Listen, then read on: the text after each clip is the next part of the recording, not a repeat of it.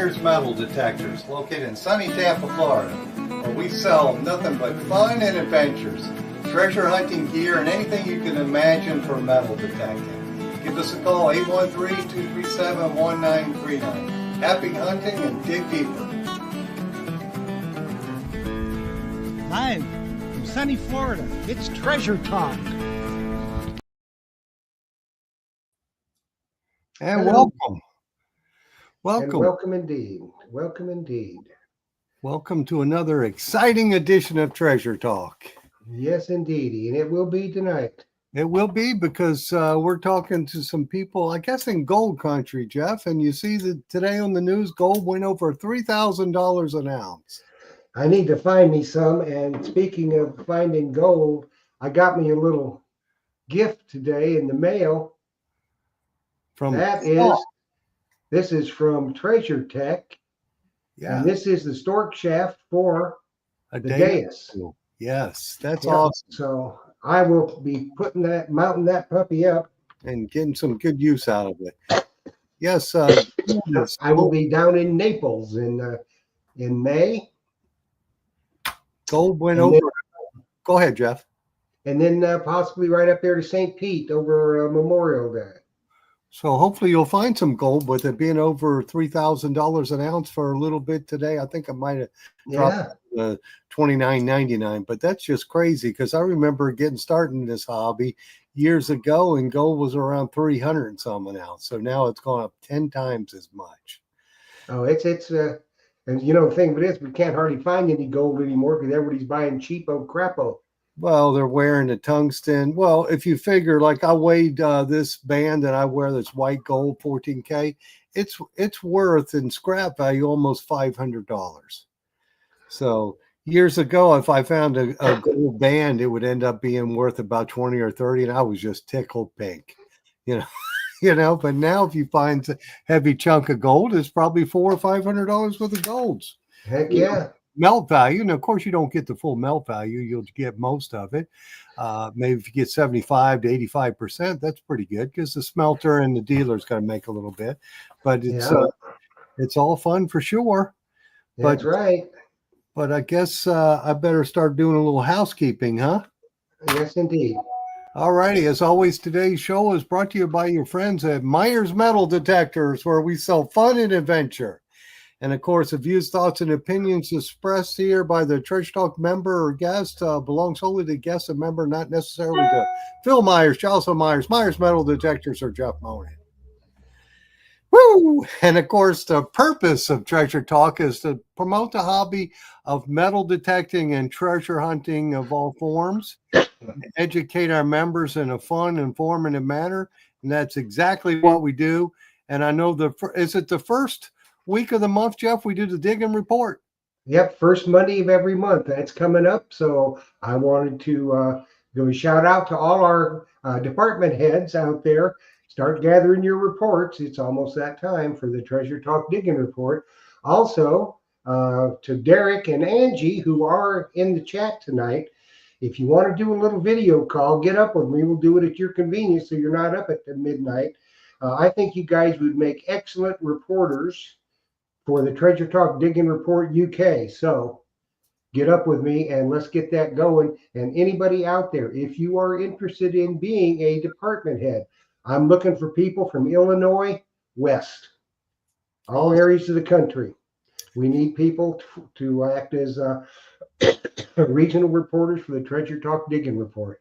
So just send me an email at treasuretalkshow@gmail.com and we'll get together and it'll be fun. It has been fun. We launched it last month. I think everybody liked it, and we got some really good reporters. Yes. So I think next one's going to be even better. Yeah, and I had people come in the shop tell me they really enjoyed it, and people call me on the phone, order stuff, and tell me they really enjoyed that segment that you did on that, Jeff. So I think you knocked it out of the park. Well, we got some good people that help us out. Yes, we do, for sure. And I think Angie's the one in UK, right, that I sent the Treasure Talk towel to. That's right. She's going to model them. So, yeah, so that's on its way already. Went out on Saturday. It might take weeks. I did, I mailed out a Manicord to a customer up in Michigan, and it was missing for a month, Jeff. And he said, "Oh, the ground's frozen, so I'm not worried about it." But I sent him another one, UPS this time. He got that in 4 days, and then the next day, the first one showed up. So he sent it back to me. So if somebody wants a one of those special deals, the Manicore $11.99, I do have one left, so they could get that one. Very cool. Well, Yeah. Dirty Paws Detecting says The WSIS club meeting is tomorrow with special guest speaker Terry Shannon and Fred Bank. They're going to be there at the meeting. So if you're in the Tampa Bay area and you want to meet those two guys, they've written a bunch of books. They'll be there signing their books, and it'll be a good time. They always do a good display. they do indeed. They Okay. do indeed. Very, very much so.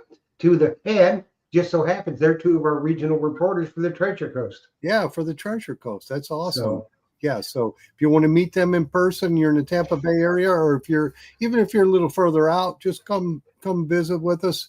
Meeting's always educational for sure, and you have a good time. that's right. That is right. And I did want to, before we bring our guest on, remind folks that I do have specials on the MindLab Equinox 900, the NOC Triple Score and Legend, and the MindLab Xterra Elite Pro Pack.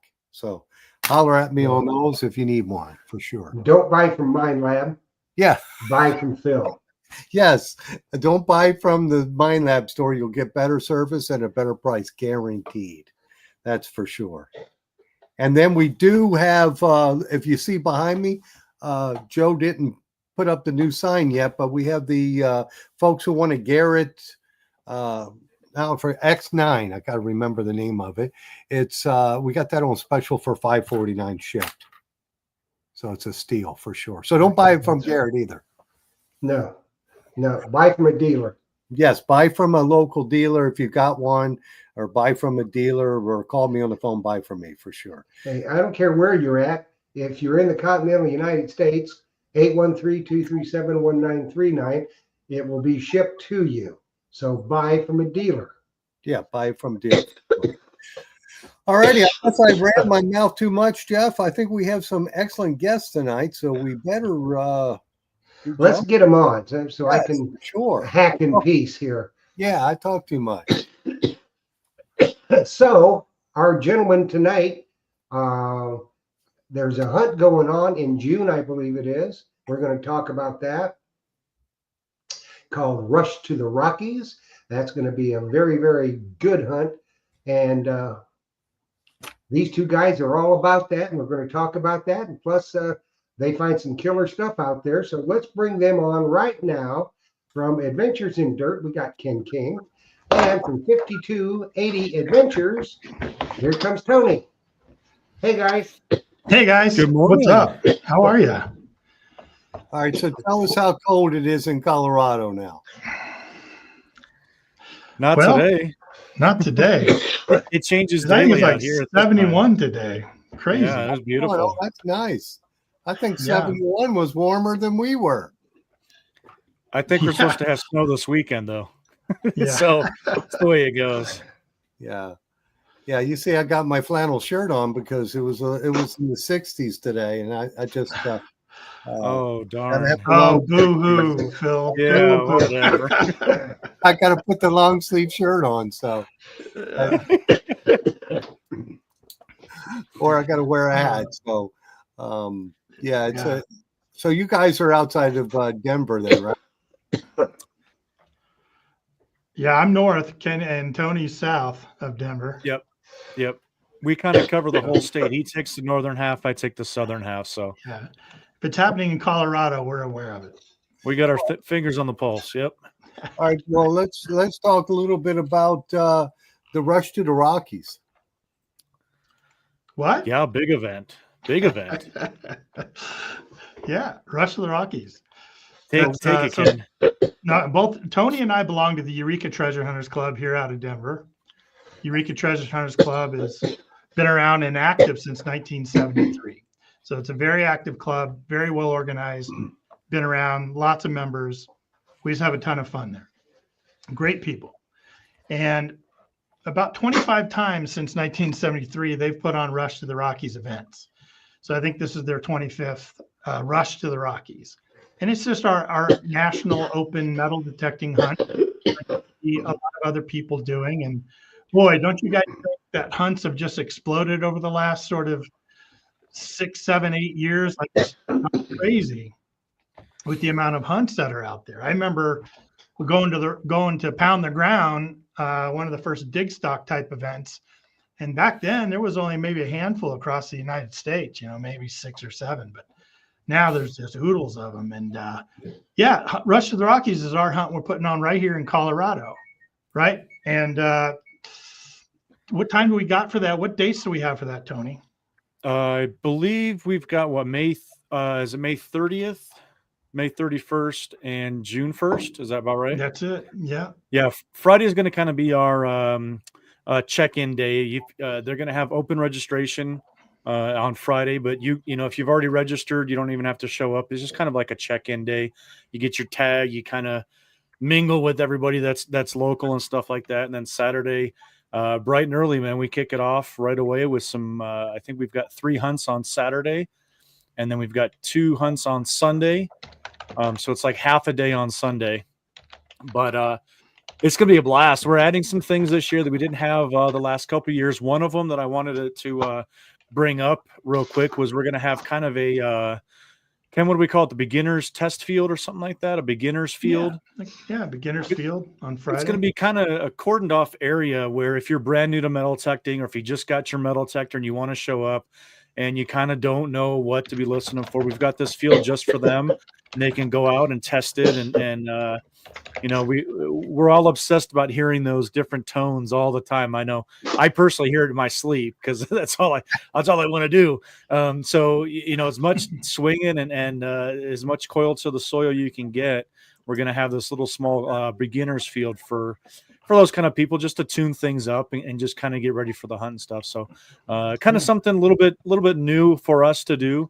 We're trying to bring more people into the hobby and stuff like that. And we thought it might be a good idea. Yeah. No, are your hunts that you do, are they all seeded hunts? Are they natural or? Yeah, they're all seeded. Yeah, go ahead, Tony. Unfortunately, out here we just don't have you throw a stone and you hit Civil War battlefield or Treasure Coast gold or something like that. But so our hunt is actually going to be seeded. So we do seed it with 100% plus entry fees going into the ground, and people say, well, how can you say that? How can you say 100 plus? Well, throughout the entire year, we're planning on this, and our treasure hunting club actually donates money to our Rush to the Rockies side of things. So we actually have more money that we actually put into the ground than just 100% of the entry fee. So it's a great hunt. My gosh, I think our first year was like 2018-ish, I believe 2019 is something like 2018. And it's been an absolute blast since then. We've had people from all over the United States come and dig with us and just kind of enjoy the weekend. It's a lot about getting together and, spending time together, and opportunities to meet people that just absolutely live, breathe, and sleep what we absolutely love. Yeah. And we're still adding sponsors. We have all the manufacturers, joining us, but we're still bringing in sponsorship and the little special things that might go on out there. Nothing really to announce yet, but there might be some big announcements coming as things continue to develop for us out there. But no, Tony covered it pretty well. It's a seeded hunt. If you've never been to a seeded hunt before, it's a little bit of a different type of metal detecting. Another reason why we wanted to do this sort of beginner's field. Maybe you've never been to a seeded hunt before. You don't really know how to do it. It's a little bit of a different detecting. maybe you're not familiar with a seated hunt. Well, if you come out that beginner's field on Friday, then definitely you're going to be around a bunch of people that have done seated hunts a lot, and we'd be able to give you some tips and pointers on how to perform during a seated hunt. Yeah. Because it's a little bit of a different type of. It's different. Yeah. It's digging. almost like a Yeah. competition. It's it's fast moving because there's a lot of targets out there. And they're going to get picked up quickly. We actually, and I haven't been, well, I have been to one other seated hunt before, but we actually grid off our hunt fields into different grids and make sure that we have equal amounts that go into each grid. So we don't have, just by human nature, by, as you're walking out, dropping, or planting those coins, seeding those fields, you may have more in one area than another. We actually grid ours off, so we actually have an exact dollar amount for each grid that goes into it, so everybody has an equal opportunity at everything that's going to be out there. Oh, that's cool. Try to make it as fair as possible for everybody. Just have a good time. Nobody wants to go, to any hunt and leave with nothing. You want to feel like you've not necessarily got your money's worth, but you've really, you've had an opportunity, and that there's no questions. So we're going to have tokens out there too for prizes, lots and lots of stuff to give away. Ken barely touch, he touched on the manufacturers' donations and things like that. We're pounding that pavement to get donations. We're making purchases from the manufacturers for all kinds of accessories, and there's going to be some metal detectors out there too to win, so that's going to be pretty cool. Yeah. Well, you never know. There may be some coveted towels. A treasure talk. Oh, they might. Yeah, towels. they might be heading our way. Is that what you're trying to say? They might be heading your way. That'd be awesome. Love it. Yeah, People absolutely. would love it. Yeah. Yeah. Those are coveted worldwide. No, perfect. I bet. Well, I don't know if I'll give one away if it hits my door. I'm the one collecting all the donations right now. If it hits my door, it just might stay there. Well, there might be a Zazich or something too. Phil, what do you think? Yeah, if Joe, what did you call him, Joe Van Gogh or VZ Van Gogh, decorates it and puts it in there. Vincent Van Veezy. Vincent Van Veezy, yes. He helps. He's normally on the stream, so we'll have to see if he'll send something. So when you guys seed your hunt, are you in grassy areas, or are you in dirt, or what are you in? Go ahead, Ken. Yeah, sometimes it depends on where we're at. A lot of times we're in grassy areas, or pine needles have dropped, and we'll just tuck everything kind of underneath the thing. Depending on where we're holding the hunt, sometimes we're allowed to dig, and other times we're not. The last hunt we held was up in Denver County National Park, or not National Park, but City of Denver City Park. Yeah, City Park, but a mountainous park. They call it a mountain park, and they wouldn't allow us to dig there. So everything was tucked underneath needles. You couldn't see anything. You still had to detect it and get the signal and pull it out. Place we're doing it this year, that hunt. Well, I'm going to show you a video here of that hunt. It'd be kind of cool for you guys to see it. Little cool video that Tony put together. But some people were complaining about the slope of the hills that we had them on.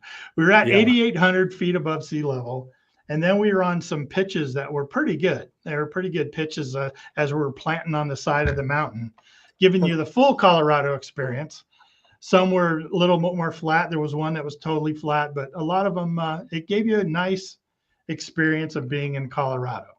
This year, because of some of those comments, we've decided to bring it down to more of a pasture area, more of a flat land.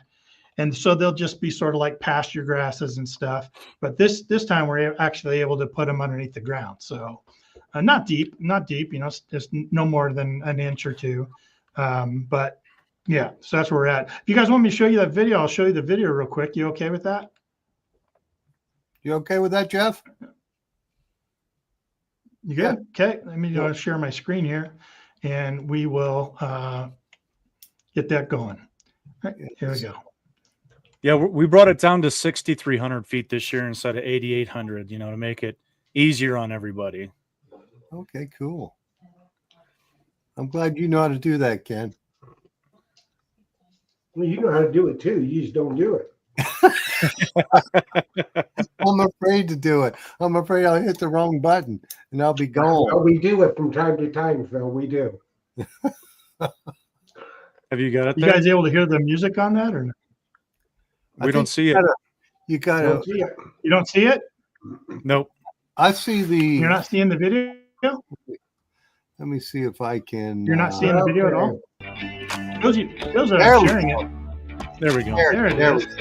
And you start it over again? Yeah, start it over. Here we go. How's this? Okay.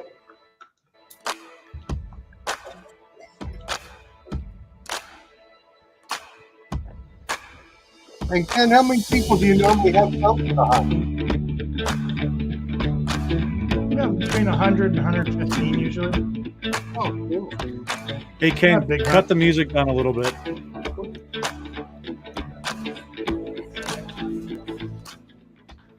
There you go. We can kind of talk over it. It's just music. We have a really good time. At this, are you guys able to hear me?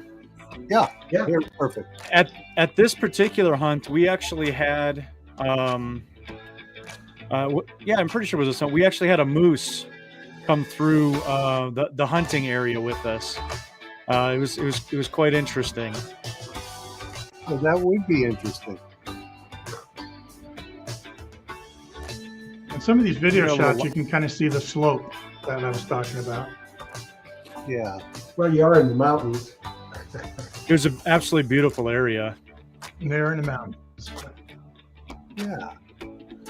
It was nice. I brought my drone out and got a lot of overall videos as things were going on there. It was an incredible spot right there in Conifer. Well, even if they don't find anything, Ken, they're going to get some great views. I think everybody We'll have a walked good away time. with a handful of stuff. We had so many items to give away. Ken was the VJ of that whole event, and we got to Sunday, and he just was shouting out, "Okay, who doesn't have something? Come on, just pick something up here. Just come on up." We had so many different things to give away. There's so much to give away. It was a chore to give stuff away. Like it was just, Yeah. come on, let's go. And that right there was the kids hunt, and we can talk more about the kids hunt here after the video's done. Lots of tokens, lots of just prizes overall, just kind of given away. It was a good experience, kind of for everybody. We had all over the United States. Phil said it earlier, even some gold. We did give away some gold, We had gold nuggets. quite a few given away, pieces yeah. of gold actually. Gold nuggets, gold coins. Gold panning areas. Okay, cool. Yeah, that was pretty neat. We had Nokta join us. There's Dwight from Nokta when he was with Nokta. Yeah, Like now with He's mine. got- he is. Yep. He was down in your area in Florida. Oh yeah, he's Yeah. more in Orlando area. Yep. And there's all the metal detectors we gave away. Okay. Did you have Mine Lab come there too? Not that year. My lab didn't come that year. They may show up this year. Well, maybe they can do the Masters All right. of Metal there. There you go. Maybe You they never can. know. Besides Not coming in We're not ready town, to announce. We're not ready to announce anything yet. but you may even get some That would be a great idea, Phil. Myers. That would be, wouldn't it? Twist her arm. He's got to twist Debbie's arm a little more. We can't. I wanted to announce talk anything about the quite yet. kids hunt that we had. Go ahead. Yeah, we do a free kids hunt for, and is it, I don't remember the ages. Ken, is it 12 and under? Like 3 to 11, something like that. 3 to 11, and it's a free for any kids in that area. And we actually gave away, I think, 1 or 2 metal detectors for the kids hunt. Gave them fine bags for them to go through the field, and they got to keep whatever they found. And again, trying to get the new people into the community, into the metal detecting. And most of the kids there anyways, they have their parents or their grandparents, they all metal detect, so they have had some exposure to it. But there's nothing better than seeing the smile on the kid's face when they're 5 years old. They're out there with a mini horde, and all of a sudden they come across like a Matchbox car, and just the, oh my gosh, that's the entire world to them, finding that kind of stuff. So Yes, it is. we got a lot of positive feedback just from the kids hunt, as well as taking care of them with new machines too. It was awesome. It was a great time for that. Yeah, our club here in Florida does a similar hunt, seated hunt on the beach, and then they have the pinpointer hunt. And something funny is watching 40 people trying to find the prize token on their hands and knees in a volleyball court with pinpointers. It's just hilarious. Oh my gosh! Oh, I tell you, you've never seen anything till you see a seated beach hunt, because these people got these big cages they put on strap onto their waist, and what they do is they get a signal, they scoop and dump, go on to the next one. Oh And my gosh! Their whole side is covered with dirt and all kinds of stuff. It's funny. That's awesome. That's fantastic. I'm going to show you what they use, but Dirt Cloud Metal Detecting is asking, is there a natural hunt also? There's not a natural hunt put on for Rush to the Rockies from Eureka, but I'll be honest with you. If there are people out there that are going to show up a couple of days early or stay over a couple of days or something, reach out to Ken or I. Maybe we can work out something. We're all about meeting people and stuff like that. So, maybe we'll put you on a good spot. Maybe we'll take you out to a good spot or something. Cool. But nothing through Rush to the Rockies per se. Right. We have all our own permissions out there, but none of it is ever large enough or open enough to sort of bring an entire hunt to. You know what I mean? Mm-hmm. Look at that. That's what Jeff. What's that? That goes on your belt. It's a great basket. And what happens is you use a hand scoop. You're detecting. This is on your belt. You dump because it's a speed thing for our beach hunts. You got to be really fast, because in 20 minutes it's done. Yep, it's gone. So they use a speed basket is what it is. The sand falls out and the sand goes off of your body from that piece of aluminum there. But you don't want to be on that side of somebody. On the sand, you'll get you'll get pounded. Yeah. Oh, here's a question from James Habavek. Tony and I hunt daily on the beaches on the Treasure Coast. Is your state strict about detecting in the mountains? Do you have to have a permit? Yeah, Colorado. Let's see how to word this. Colorado's pretty strict, and obviously I haven't been living in any other states where I've metal detected a lot at. You don't necessarily have to have a permit. There are a lot of places that by city ordinances, there's no detecting at all by city ordinance. You can't go to a park. You can't even use a screwdriver, a probe, anything like that. There's no digging. Metal detecting is strictly prohibited in a lot of the nicer park areas. There's no other way to say it. They're all very specific. So if you're doing any metal detecting in Colorado, you need to do your homework or hook up with us at Eureka and ask around. I wanted to hunt this park. This is in Denver. Does Denver allow hand trowels or digging tools in Denver City? Generally, the answer for Denver is no. You can't even use you can't use any sort of a digging or shovel instrument. You could use a probe. But then there's other areas, say like in Boulder, that don't allow any metal detecting at all in any of the city or county parks. Matter of fact, Eureka Treasure Hunters Club, we have something called the Breakfast Club. Yeah. It's a hunt that happens twice a month. It's usually on a Saturday or a Friday. And, these people have been detecting forever. They go out there. You meet them at a chosen spot. A lot of times they go have breakfast beforehand with the whole gang of them. And then afterwards, they all decide on a park to go to. And if you go to that breakfast club, they will hand you sort of a list of all jurisdictions around us and what the restrictions are, what the rules are.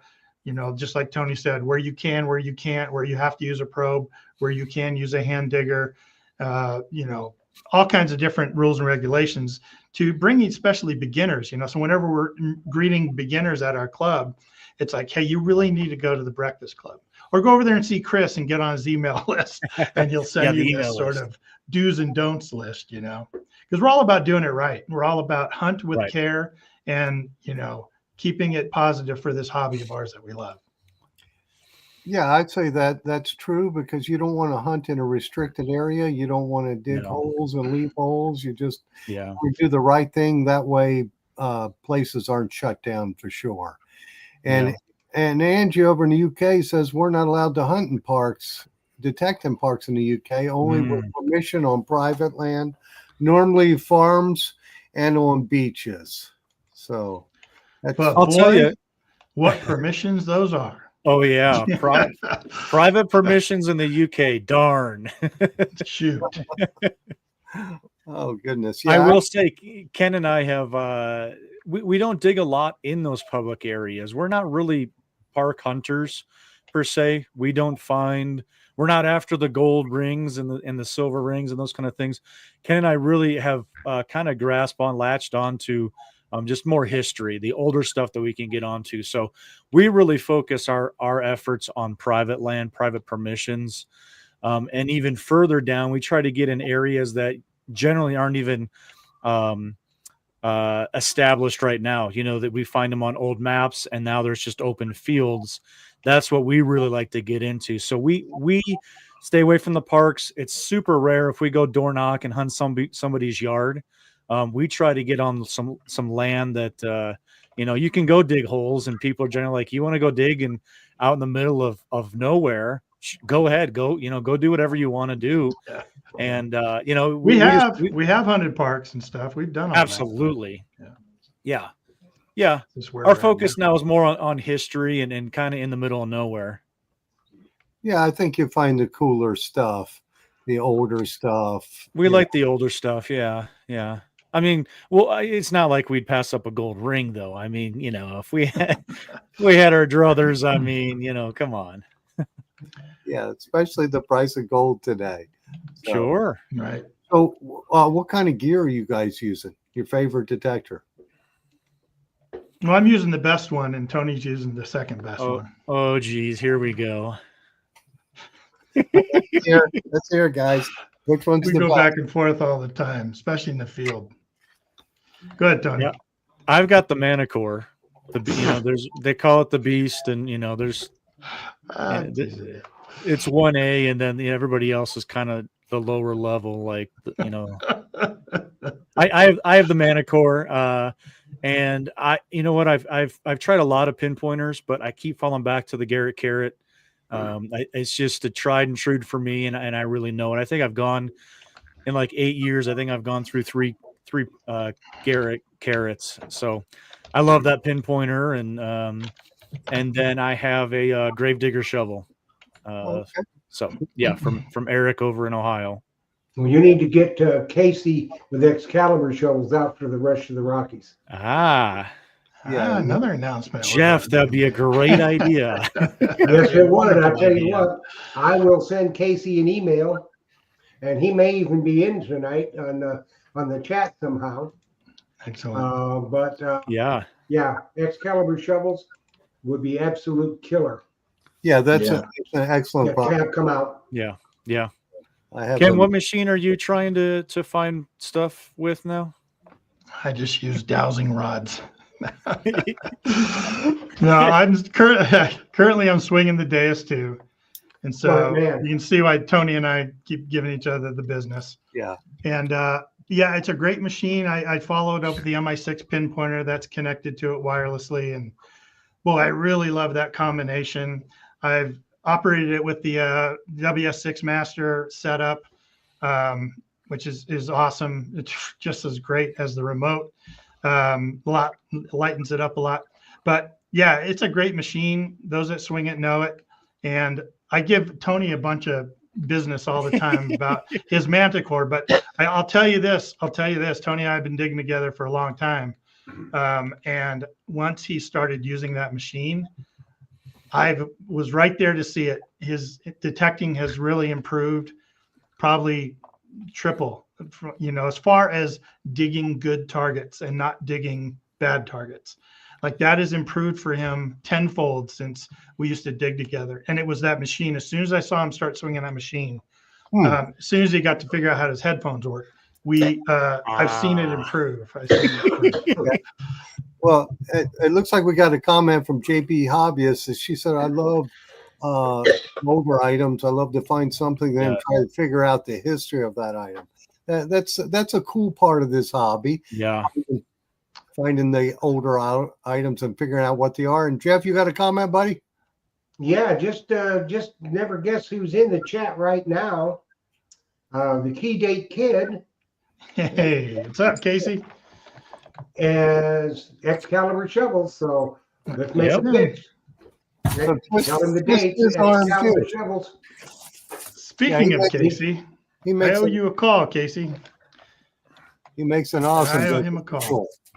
An awesome. Tony and I were looking at some data because we run Relics Radio podcast on Wednesday nights, and I was looking at some data. We were looking at upcoming guests, and I saw that we had Casey penciled in for a date this last week, and I don't think we ever firmed it up. So Casey, we definitely want to get you on the show. Yep. After the show, I'll reach right out to you, bud, and we'll talk about that. But no, Casey and us, we've been talking about Rush to the Rockies, and I think he's definitely going to support our hunt, and that's always appreciated. A great guy, a great company. Like everyone needs to go support Excalibur Shovels because they're awesome shovels, man. Yeah, top notch. I have the Sir K and love it. Love it. Yeah. I just love how everything is personal. You want this size, and instead of 36 inches, I want 35 inches. He'll do that for you. You want this color. You want this design serration on this side, or just a great shovel, great digger. That's his new digger. Yeah, that's the new one. Yeah. The older style. Yeah. What's he calling it? It looks like it. Excalibur medieval. Exactly. Like medieval, man. That looks dangerous. So this one here he did for me. And it's got serrations on both sides, goes down on one side, up on the other side. So cool. Just falling right through it, right through that rough side. Yeah. Yep. All right. So one of you guys use the Manicore, the other the Deus 2. What coils are you using? I just have the standard coil. I would love to get the M9 here. Probably we'll get that in 2025. And I've heard some fantastic things about the M9 coil for sure. We'll do that this month because Mind Lab's got 25% off. Can't beat that this month. Yeah, I'm gonna go get the credit card from my wife. They've never done that before. You think you're going to get the credit card from your wife? I'm using it to buy flowers. It's like he knows your wife, Tony. And she may give you the credit card. With unbeknownst to you that the words declined will come through. Oh, she would never. And Cam, what are you using? What size? I got the 9-inch, and I selected the 9-inch when I got my gear, and really haven't looked back. I mean, it's sufficient for what we do. We do some open field sometimes. A big 13-inch would be nice, but that's fine. I'm slowing down my swing anyways. In some of the trashy areas, we're digging a lot of iron. So I've got a pretty good program for that. That's really, I call it my X-ray program. It's really digging through all the iron and shooting out those great sounding targets for me, especially those midtones. And that 9-inch just fine with me. I keep hearing rumors that maybe there's another coil on its way, but we'll have to see about it. There is. And we're going to have Philip Colin from XP in France and Merrill on in April, or they're actually it's the end of this month, March 31st, I believe it is. And we're going to talk about the new the 9x5 high frequency Deus 2 coil. That's right. That's awesome. But Ken, a lot of people say, oh, well, you need the big coil to get deeper. Trust me. And you know as well as I do, that 9-inch Deus 2 coil will go deeper than you want to dig sometimes. Right. How deep do you want it deep? Yeah, I think that 9 inch is the magic size myself, because that's why MindLab copied and did the notes also. So I just think it's a magic size. But Jocelyn's over there on the other side of the room saying, "I've got questions. I got questions." Yeah. So Tim Nadler, he's asking your most unusual find. That's a great question. I've got an unusual find. Yeah, you do. And I hope it's the one I'm thinking of. Go for it. I actually found this in Oklahoma and not in Colorado. I actually dug we were there for a hunt with a whole bunch of other YouTubers and people from all over the nation. But we were actually digging where one of them was staying at. We got permission to dig the property. It was an older property. It's got this nice little pond lake on the property, and I was over near that, and I got this, it was a tone, it was a target. So I dug it. It ended up being it was a trap, like a hunting trap about this big, and it was tripped and closed, and inside of it was it the head it was the head of a beaver. It was stuck inside the trap, and I dug that up when I was metal detecting. So I didn't expect to find that. Right. That was unexpected for sure. Did you keep pretty it? Cool. Was it old? Or? It was older one, yeah, for sure. We actually left it on the property for the owners. Oh, okay. And the person that was staying there let them know that we had found it on the property, and it was kind of nice little touch on the back deck for them to kind of look at and everything. So it's pretty cool. Yeah, kind of unusual. You don't see that every day. Oh, that's funny. We didn't put it on the deck and then not tell the owners about it. Yeah, that would have been like, put it on the back of the toilet in the guest bath or something. Oh, that's creepy. All right, how about you, Ken? What's man, there's so many. We were hunting a stagecoach stop here in Colorado, and you're digging around, you're putting the trash in one side of your pouch, you got good pocket for the good finds, your good box. And I found this little cap, and it looked like the top of like a milk cap. It was threaded. Actually, it wasn't threaded, but I thought it still looked like a milk cap, about that size, and there was some writing on it. So I kind of brushed it off and looked at it, and it had this building on it. It said the Centennial Watch. It said Memorial Building, and it had 1876 on the bottom of it. So as soon as I saw that information, I was like, this doesn't sound like a milk cap. So I just didn't know what it was. It was just very odd. So I kind of put it in my trash pouch. I just figured it was still trash, really thin metal. When I got home, I started my research, and I couldn't find it anywhere. And then I popped up on me at the Smithsonian Institute, showed back from 1876, the Centennial Exposition in Philadelphia in 1876, sort of the big 100-year anniversary. They had 10 million attendees at this. I don't know how many weeks it was, this exposition, but they gave these little almost doll watches away, to pocket watch souvenirs to everyone. And it's called the Centennial Watch. They gave them away in the Memorial Building, and it commemorated the Centennial Exposition. And on the front, which wasn't part of my find, it had separated. So it was a watch back basically. But the gears didn't work. It could just unwind the hands a little bit. It was from a doll maker out of in France. So I was able to look into it and dig into it and find one example of it. And so then it makes you wonder, right? Like, what was that doing at a stagecoach stop, from the mid 1800s in Colorado, So that was a very peculiar, odd little find that I found. Yeah. Great research. Aren't there millions of them though, guys? I mean, come on, we can come up with millions of those things. Yeah. Well, we're going to do a giveaway here directly. Okay, good. Yeah. And while we're doing that, we can talk about Sandman detectors asking how the mineralization is in the ground in Colorado. Yeah, it depends on where you go. Colorado's got all kinds of different soils. Mm-hmm. You want me to go ahead and just keep talking over the top of this? Sure. All they got to do. Nope. They need to put that in the chat if they want to be entered for the swag pack, which will be the coveted towel. And a bunch Does of the uppercase and lowercase matter for people out there? Just like I've got it. Okay, all uppercase. It's exactly like I've got it. we're yelling coveted sazich. We're yelling at them. Take covenant Sajid. Yeah, so you can go to some, like you can go on the flatlands and get some very mineralized soil that you're just, it's very tough.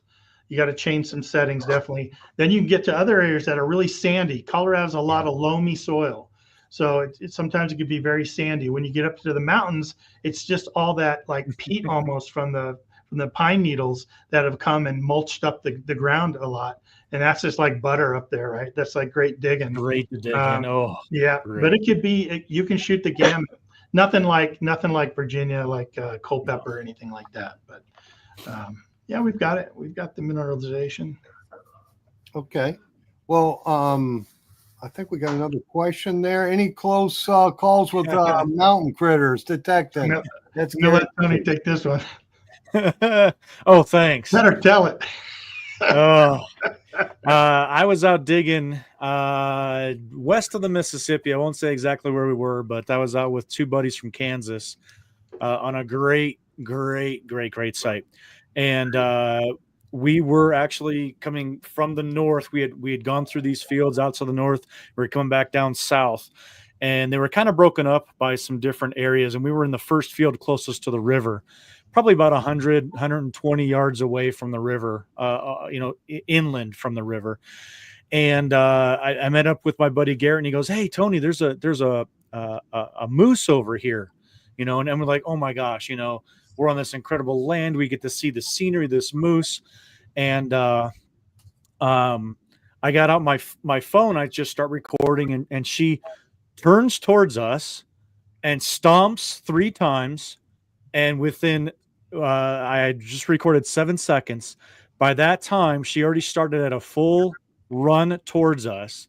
She cleared that 100 yards plus in about 3 seconds. It was insane how fast she was, and started chasing us around. We're running around the sagebrush and these cottonwoods in this area, chasing us, outflanking us, stopping, coming around on us and everything. It was one of the scariest things I've ever had my entire life. I actually lost a boot, fell into kind of this marshy area, lost my boot. We kept running. We Carl Lewis'd over the fence, booked it all the way back.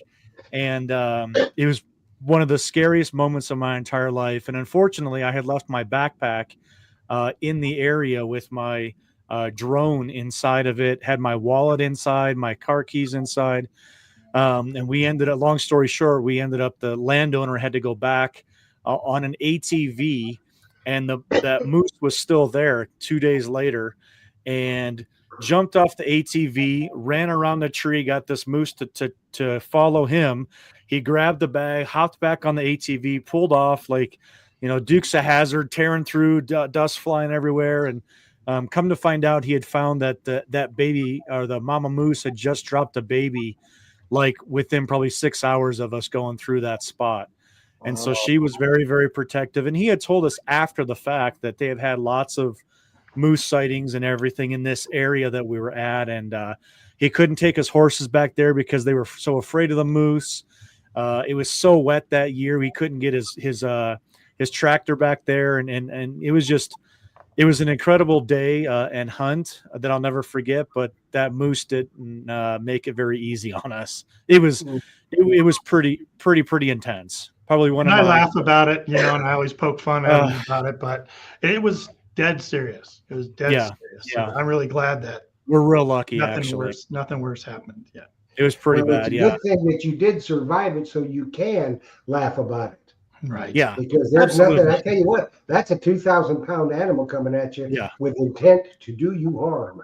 Well, and I had mentioned that once we had gotten back and we had rushed to the Rockies, that Ken had shown that video, and we had that other moose, but this was a bull moose that came through our area at that point. I still had a lot of those emotions come back when I saw that moose coming into the rush to the Rockies field, and he wanted nothing to do with us. He was just all about eating, and he went in the backfield. He laid down, and it was totally different experience, but I still had those emotions, and it was really weird having everything like come back up and stuff based on the other experience. But they always say, you never mess with a mama bear, a mama moose. They're very, very territorial and possessive, protective of their little ones. So Yeah, I bet you retied your boots when you saw that bull it moose. was it was crazy, absolutely crazy. Oh my gosh. Well, let's give something away, shall Yeah, we? let's do it. Let's do it, Jeff. Okay. Good Shall luck. we see? And All right. Good There luck, it goes. everyone. around and around and around we go. Who's it gonna be?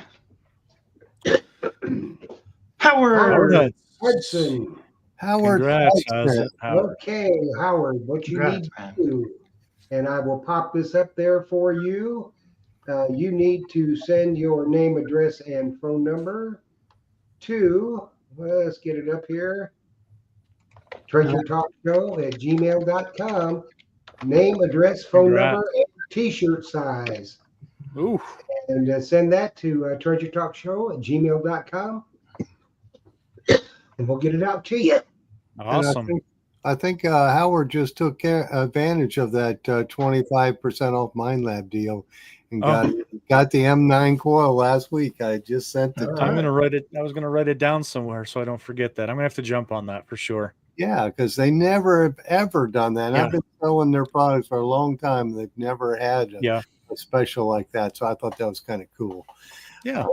But and especially that size coil, that M9, everybody's bought one. Says, I never put my other coil back on. I even use it in the water. So Yeah. so I think it's the magic size myself. I think Steph Diggs, she messaged me about it and said, "Hey, this is the real deal on the Manicore, this 9-inch." So it's been on my list. Yeah, and people have told me it slices through the water. There's not as much friction with that one. And then down here, that's important to us because you're moving that coil in through the water. And like Jeff was showing earlier, that stork leg lower shaft for the Deus 2, that's a nice one too. I have the stork leg on my Manicore, and it's just so much thinner. So there's no drag. Yeah. You just have to tape your coil wire parallel to the shaft, and it just makes it more, you can hunt longer, less stress on your arm. Ken was talking about that 9-inch with the Deus 2, and I will attest that like he said, we could use bigger ones because we're in larger fields, but to be honest, when we find the right spots, that big one, it's just too big for what we're trying to do. We've got our areas that we get on these sites. There's a lot of iron in those areas, and I can tell you, man, Ken is a freaking shark with that 9-inch on the Deus 2. He just picks through that spot, and he's money. He picks out some really, really great stuff that I just can't seem to hear sometimes. So he better be careful though. When I get that 6, forget about it. Yeah, The man. 6-inch or the 9-inch. I mean, 9-inch, M9. Yeah. So what's the age of the properties you're hunting with all the iron in it? 1880s, 1890s. Oh, okay. Around then, Yeah. a lot of places like where the railroad came through, when the railway came through, like when we're doing stagecoach stops. I mean, that's back to the 1850s. A lot of times, Tony and I are trying to find military stopping points for the cavalry that was out here pre-war. So pre-Civil War, 1856, Indian War, 1850s, 1850s. yeah, 1850s. Trying to find the stopping points for the cavalry that was out here and finding relics that they've left behind. And we've been successful at doing that. So it all depends on where our focus is. On old home sites, we're probably 1880s forward, 1920s. When military, we're looking back, 1850s, 1860s, 1870s, because they were here for a long time. But that's, in Colorado, you can't get back prior to 1850, pretty much. Like, Yeah. 1849, 1850, people 40s, started yeah. coming this way. Boy, 1852 is when they absolutely lit up the trails coming west. But yeah, railroad came, and then in the 1880s, there's a 10-year period where Colorado just exploded with population, and they brought a lot of stuff to them. So old trail systems we work, stuff like that. That's kind of hunting we do. Mm-hmm. Have you found many military artifacts from that time period? We've been lucky. Yeah. We've been lucky, yeah. Yeah, we have. Not like actually. they find in No. Civil War areas like Gettysburg and this and that. And we're not finding shells that much, you know what I mean? But we have found quite a bit, enough to change our idea and our opinion of Colorado. I'll tell you that. Yeah. You find uniform buttons? Yeah. Absolutely. Yeah, those are to be honest, and I think I could probably speak for Ken. We love finding old coins. I mean, silver, seated is fantastic. I love the military buttons. I love the military bullets. Anything military related is just absolutely phenomenal. I think it just tells so much more of a story. The coins are absolutely phenomenal. We both got seated. That was last year. We both got our first seateds in Colorado last year. So it was pretty exciting for that, of course. We never thought we'd be able to find that, but there's just something about a military button that really just kind of just drives me crazy. Especially when you can identify it, right? So if you get a lettered button, or you get a company letter, or you get cross sabers, and you try to help identify what company came through that area, who it actually was that was there, then it's even more exciting. You know what I mean? Oh, yeah. Oh, company B. That's got to be coolest Colorado one. second. Yeah. Yeah, they're really cool. The military buttons. Yeah. I'm with you. They're kind of my favorite. And we've been lucky enough to work with some archaeologists in the state as well on some historic sites to not only save some of that history that not a lot of people know about, but also to kind of rewrite some of the history. We've been really lucky to be able to do that a couple different times, and we've got some videos on both of our channels for that. Man, not only are we on something that you just, you look around and go, holy cow, look what site we're at, but then you're really looking around going, seriously, look where we're in the middle of nowhere. And we've got these incredible mountains, and we've got these views, and we've got a spring, and we've got it's just absolutely gorgeous territory that we've been blessed to be able to help the state with. Well, cool. Well, it looks like we got one comment, and then we're pretty much our hour just zoomed by. Derek Sherwin saying there was a lot of iron at a site yesterday's rally in Cheshire, which I don't know where that's at, but with the big in England. The big coil in the day is still picked out the good stuff. And what I always say is learn what you got, use it. Yes. You get something better or easier. So I wanted to say thank you guys for coming on and talking about the rush to the Rockies. Thank you, Ken. Thank you, Tony. Thank you, Jeff and Jocelyn, for putting on an awesome show here tonight, because we did share a lot of wisdom for sure.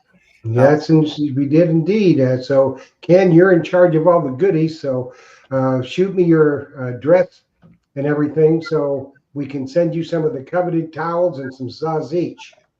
All right, will do. I'll shoot you an email. Very nice. Yeah, thanks, guys. Thank you, guys.